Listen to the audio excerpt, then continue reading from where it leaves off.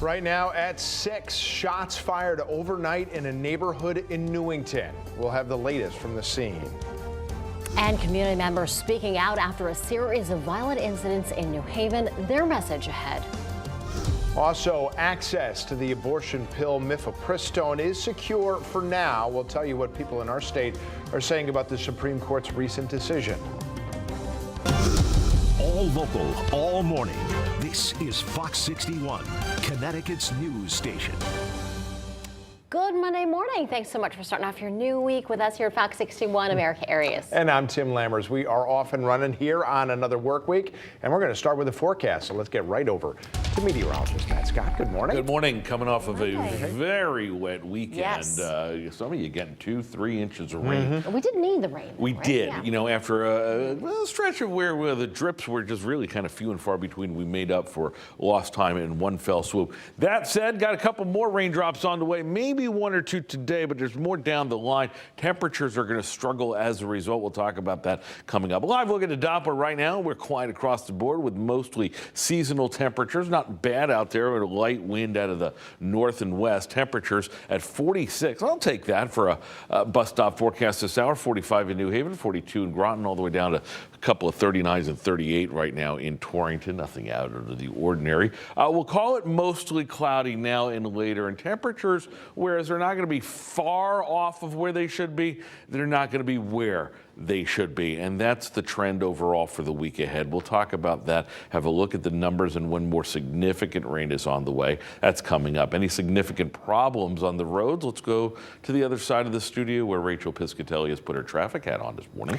Good morning to you. Hey, good morning, Matt. In for Lauren Zinzi this morning. We are following one issue out on the roads this morning. This has been out here for the last hour or so. Over on 91 southbound, we're dealing with a closure out towards portions of exit 10 and 9. Now, this is involving two vehicles. This crash, one person was transported. We do know that information. State Police confirming that with us. So one way to get around this is going to be getting off of the exit 10, and you can take that Route 40 connector, and then from there go ahead and take Route 5. So that's going to be your best bet to get around this at this point. Then this is a live look outside over near exit 8. So once you get past that, things are running smoothly. So you will encounter some delays from Cromwell to New Haven at 37 minutes. Traffic speeds averaging just around 41 miles per hour. Other than that, over in New Haven, once you get past that, things are smooth sailing on 95. And then over in Waterbury, we had that road work that has wrapped up for the morning. So both 84 east and westbound out by exits 18 and 25 running smoothly this morning. We'll have another update for you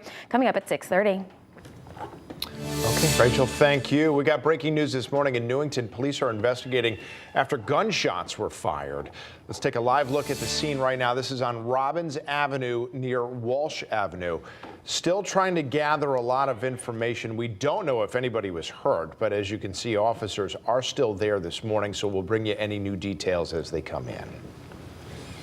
Oh, this morning, the tragic reality of gun violence is all too clear in New Haven. Police are investigating multiple shootings that happened in the span of just a few hours over the weekend. We're checking in with Fox 61's Angela Bavaro with more. Angelo, good morning. Yeah, good morning, guys. Really tough. Hey, good morning, guys. Yeah, just a really tough situation here in New Haven over the weekend. Neighbors here in the Elm City once again speaking out with that message that enough is enough. But this morning, that message is louder and can be heard in echoes as people in different communities face the aftermath of this gun violence. We are talking about 4 different shootings in the span of 8 hours over the weekend. One of those shootings deadly. So that one happened around 1 a.m. on Sunday on Saltonstall Avenue. That is where police say a fight broke out between 3 men. They say the victim who died, 26-year-old Tanya Rodriguez of New Haven, got out of her car, approached the group, and was shot. One of the men involved in that fight, 30-year-old Leon Guerrero, was arrested for murder after he reported that incident to police himself. Now, also around the same time, on the same day, 1 a.m. Sunday, police responded to another shooting in the Lowe's parking lot on Foxon Boulevard. Police say that is where a large crowd of people gathered to watch a stunt driving show, and a woman was shot running from the scene as drivers started to hit passengers. That victim is expected to be okay. And New Haven police also investigating 2 other shootings on Huntington and Dixwell Avenues. Those happened Saturday night around 5:40. 2 houses and 3 vehicles were hit. Police say video surveillance shows an exchange of gunfire in that case. And a man who had been shot was also dropped off at Yale New Haven Hospital and is expected to be okay. Neighbors this morning raising concern after this string of violence. I'm concerned on whether or not we had enough personnel on the weekend to certainly be in the proximity or in those areas where we feel that crime is high and the people are just in the streets. New Haven police and city leaders continuing to highlight what they call a multi-pronged strategy to address all this gun violence. Some of those efforts they talk about include installing more cameras around the city and community mediation programs. Now, anybody with information about any of those shootings that happened over the weekend should call New Haven police. We are live in the Elm City this morning. I'm Angelo Bavar, Fox 61, Connecticut's news station. Angelo, thank you for that report. All right, 6:06 now and to Hartford this morning, where authorities are still looking for the driver of a vehicle they say hit and killed a pedestrian. It happened late Saturday night at the intersection of Farmington Avenue and Gillette Street. Police say the 30-year-old man who was hit was brought to the hospital where he later died. As of right now, police are searching for a white SUV, possibly a Chevy Trailblazer with a roof rack and a sunroof. It was last seen going west on Farmington Avenue in the area of Sisson Avenue. Happening today in Danbury, a man accused of killing his puppy is expected to appear in court. Stephen Sigenza is facing an animal cruelty charge after police say he punched a puppy twice in the head, which they say caused it to die.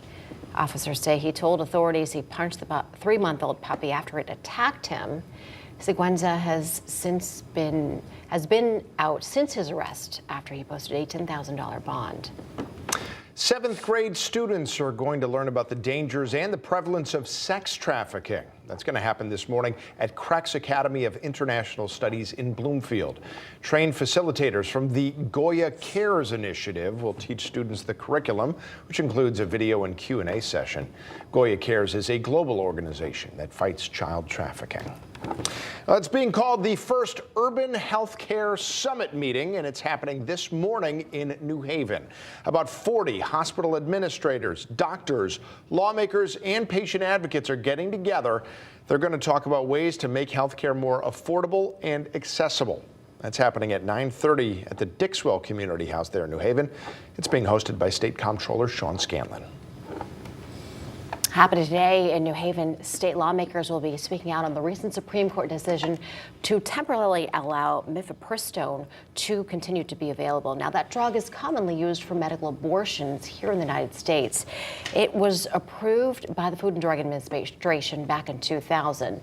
Today at Planned Parenthood in New Haven, Senator Richard Blumenthal and pro-abortion advocates are going to gather. Ahead at 6:30 for you, Lindsay Kane is going to have a preview of what they're expected to say and also the next steps in the court battle. Today, officials in Bridgeport will honor the victims of the Lambiance Plaza collapse, which happened 36 years ago yesterday. It was one of Connecticut's worst disasters. The plaza was going to be a 16-story residential apartment complex, but the frame of the building collapsed while it was being built. 28 construction workers were killed and another 22 people were hurt.